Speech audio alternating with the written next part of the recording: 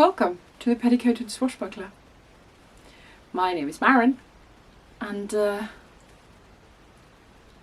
I can't really legally sing the song because then all the YouTube goblins will come and steal all the sound from my video. But I am blue. Dabba-dee-dabba-day.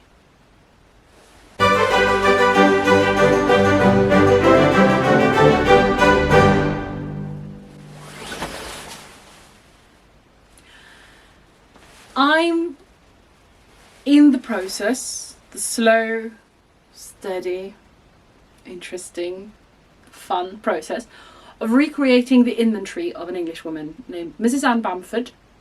She died sometime around 1780, so I've chosen from sort of about 1750 to 1780 as my sort of time period to explore.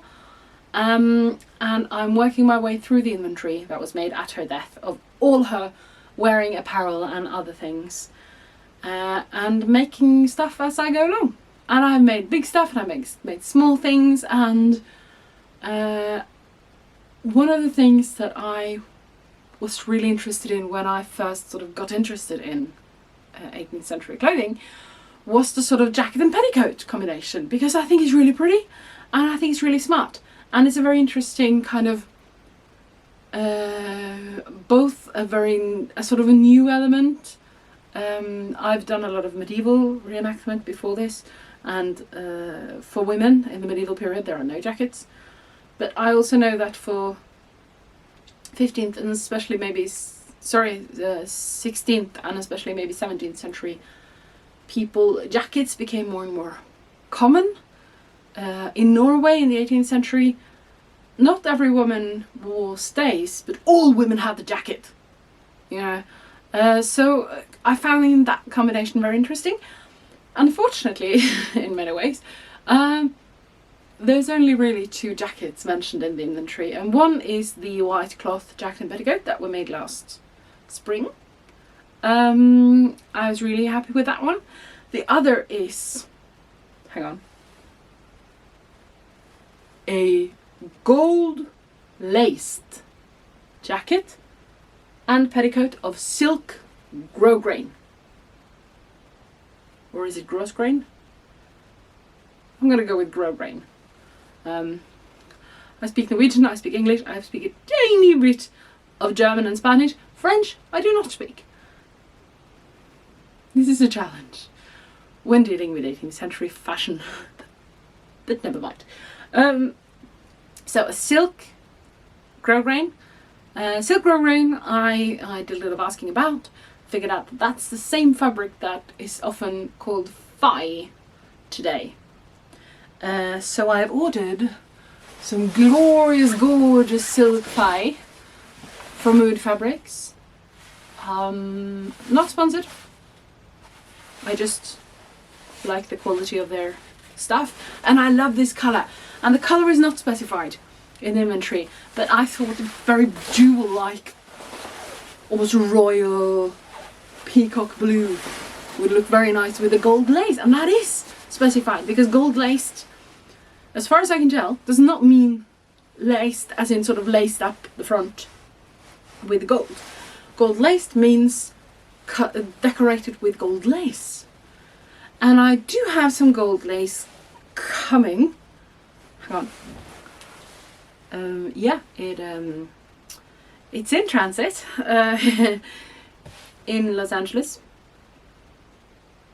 It was last seen 6 days ago. So if you're in Los Angeles and you see some gold lace wandering about looking lost, please send it to me, because it would be nice to have it. I don't need it yet, because I'm going to start with the petticoat, like I always seem to do, because it's such a safe, a kind of unthreatening way to start getting to know your fabric, for me. So I'm going to start with the petticoat and then move on to the jacket, and decorating it will be the last thing I do anyway, so I'm just hoping that my lace will be here by then. When it comes to the jacket, there are several options in the 18th century. I think the white one we did was a fairly simple sort of mid-century fitted back flared skirts kind of jacket. I did consider making a riding habit, redingote, because they often seem to be this sort of colour. Whenever I've seen riding habits in 18th century fashion plates, they seem to be green or blue, not red. That doesn't seem to have been popular for women. But silk, I mean, it's an interesting fabric. I've never really handled this sort of Grosgrain Faille fabric before, and I mean, I can see why you can use it for jackets, because it feels kind of sturdy. It feels a lot more sturdy than the I don't know if you can see here, but the brown silk that I used for the English gown, and it feels a lot more. It's still a lot thinner than the bombazine, which was very sturdy because of the wool content. So I don't know, but it still feels silly to me, because I've been around horses for parts of my life and I know how dirty you get. Making a riding habit out of silk seems like a bad choice. So I'm gonna go with a different kind of jacket, and I mean, from what I could tell, these were sometimes called jackets, even though they're also known today as a pétalaire, and they're the sort of negligee, sack-back type of short gowns or jackets. And like I mentioned, I don't speak French, but as far as I can tell, pétalaire means fart in the wind, because they were so short that you could just sort of let the fart out, free the fart. And this appeals to me. It appeals to the preteen in me. I do work with kids, so maybe it's rubbed off. I find it hilarious. So I want to make a fart jacket. I want to make a beautiful jewel and gold fart jacket. Do you want to come along?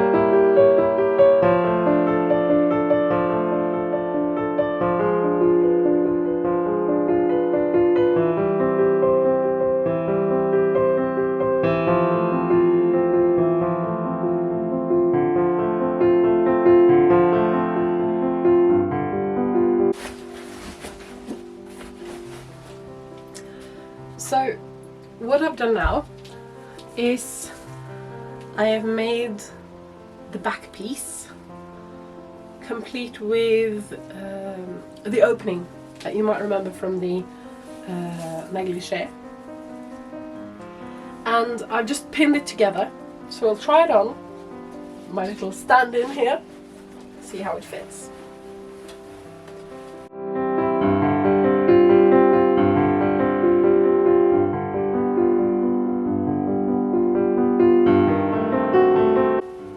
First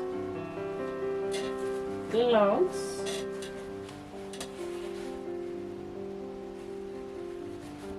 but this is not too shabby, but we'll close it in the front and see how it looks then.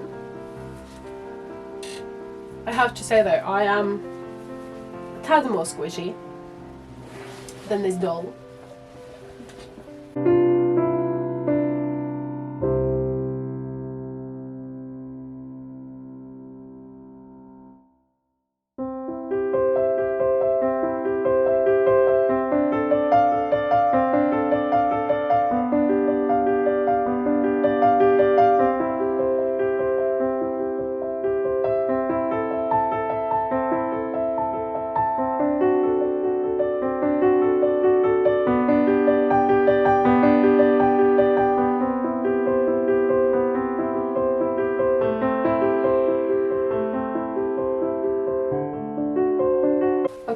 So I am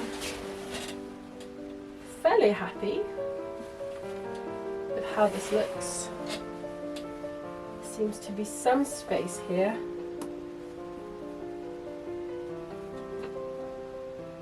For the chest. This is a little long, but I will fold up a bit of this anyway, and then I don't think it'll be too bad. The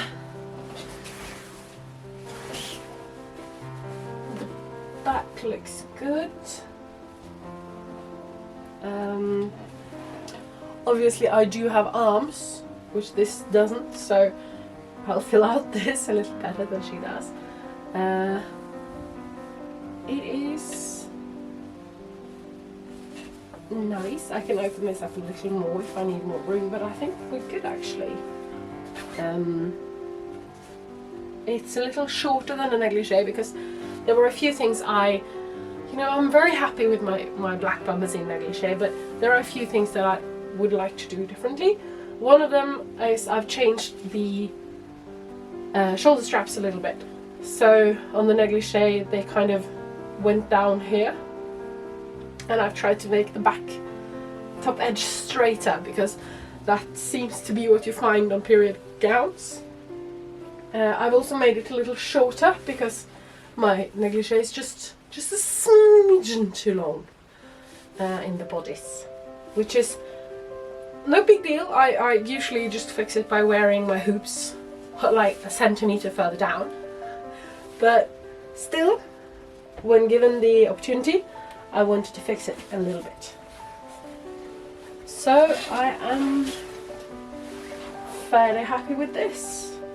So what I need to decide now is how far forward I want the skirts of the jacket. And I think,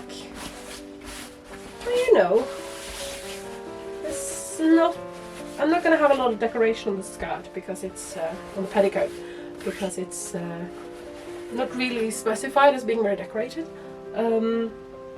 It's the jacket that is gold laced.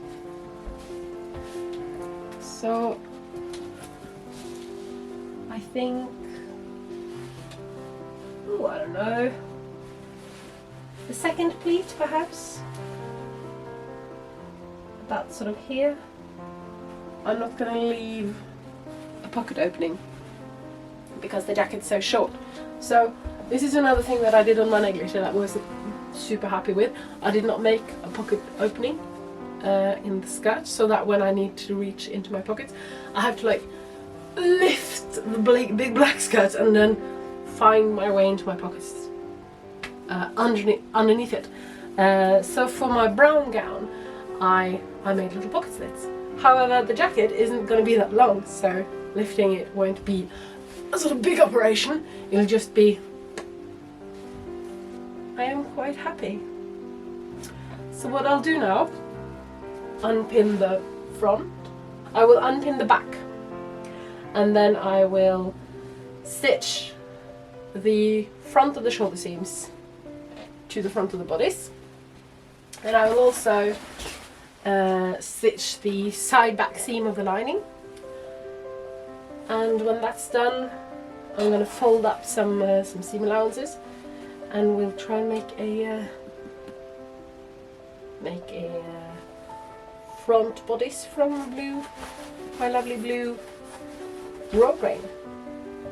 By the way, my gold lace arrived finally, and it's so beautiful. And I will link the store where I ordered it, but like, won't this be gorgeous? Isn't it just, golden blue. Look at it, it's so, the light is horrible, but look at it, it's so beautiful. And there's loads of it. So, very excited about that. I think it'll look gorgeous against the blue. Haven't quite decided how I'm gonna attach it yet, but we'll get there. But yeah, for now, finish that seam and that seam on the lining. Make some fronts, and then when those are attached, we can get on to the fun bit of pleating the back. Hello again. So I have, it's another day and another room. So if the light is weird and kind of changes from shot to shot, that'd be why. I've done what I said. I've stitched the lining pieces together, and I have put the pieces of blue silk. See if I can show you a bit closer. This is just this is the fronts. So I've just stitched, don't know if you can tell, yeah, so I've just stitched the lining to the silk all the way around, so when I'm wearing it, it's gonna look a little bit like this. Obviously I'm gonna cover this shoulder strap as well. So what I'm gonna do now is I'm gonna pleat the back, and you might remember I did that for the negligee. It's the exact same process, it's just a smaller piece of fabric. And I've cut my back piece, which as you can see is pretty short. It's gonna look, yeah, you can see it's gonna just almost cover my bum, which is great, because you know it's a fart in the breeze jacket, so you want to not cover your bum too much. Let the farts flow. It's wide though. I think I've got 2 meters here, or it's probably 2 yards because I ordered it from the US. So, my plan now is to make the pleats, and what I did with the negligee is that I tried first to like place my lining on my work surface and then pleat it onto the lining. That didn't work too well, and I was really unhappy with the pleats and everything was messy. So what I ended up doing then, and what I think I'll do now, is I actually made the pleats first and kind of basted those down, and then I attached them to my lining. So I'll do that now and see if I can make that work for this as well. Yeah, let's get to some pleating.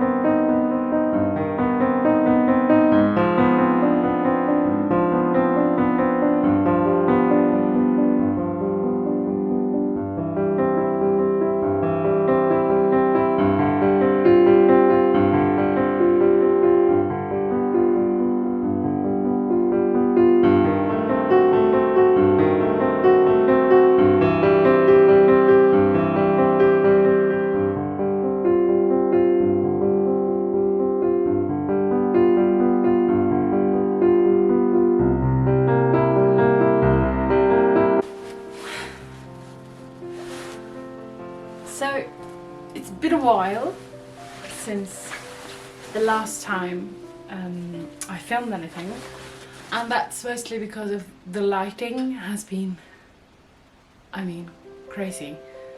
Winter in Norway, we get, I don't know, 5 hours of daylight maybe now at the middle of winter, so I haven't really had light to film anything, and even now it's getting really dark and the light's all funny, but okay. Another reason why I haven't really filmed every step the way I've usually done it is because I mean, I've done this jacket is so much a sort of amalgamation of every other kind of dress that I've made the last year and a half. I mean, the front is made exactly the same way that the teacup dress was made, or the blue silk dress. The back I have made the same way I made the black bombazine negligee, as you can see, with the little pleats. I mean, the only difference between this and the negligee is basically that it's shorter and that I wanted to close in front instead of having like a triangular stomacher. That's the only difference. So instead of showing you something that I've shown you before, I've just sort of gotten on with it, and I am now almost done with the construction. I have I pleated the back and stitched that down. I've stitched it down to the back opening, and I've stitched it down along the sides of the back opening so that it'll lay nicely and flat against my back. I have attached the sleeves, and I've now placed my fashion fabric shoulder straps on top of the lining, linen lining shoulder straps, and I'm just stitching those down. And that's the last kind of major construction thing I need to do. So what I'm planning now, when that's done, is that I'm gonna put it on, I'm gonna try it on, and I'm gonna see, have a look at the fit of the front, because I'm kind of wondering whether I maybe want buttons on it.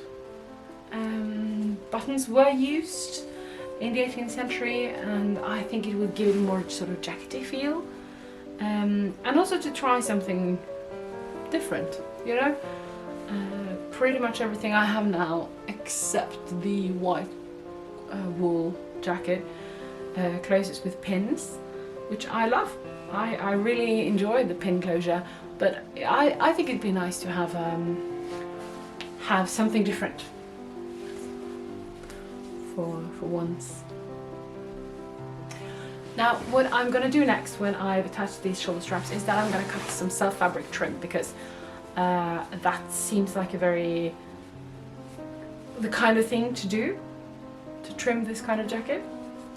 I also, it also states in the inventory that it's gold lace, so I'm going to use the gold lace that I got and decorate this. And the jacket that I've kind of taken as my inspiration also shows that they've kind of, it closes in the front, but they've kind of trimmed it to look a little bit like it's got a stomacher. So maybe I'll do that. Maybe I'll place like the lace, the gold lace, kind of diagonally from my shoulder and down to the point in the front. I don't know.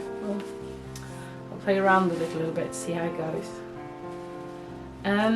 I'm also, I mean, part of why I haven't shot every step of filming is because you've already seen it in other videos. Part of the reason is the lighting, and part of the reason is because I'm trying a few different formats. So please, you know, let me know what you think. Do you like this new format with more talking and less sort of detailed step by step, or do you prefer the step by step and the voiceover? Or perhaps you prefer the last one where I didn't really talk at all. Maybe you're sick of my voice. I know I sometimes am. So yeah, let me know, and I'll use that feedback to develop my YouTuberiness, which is a word that now exists.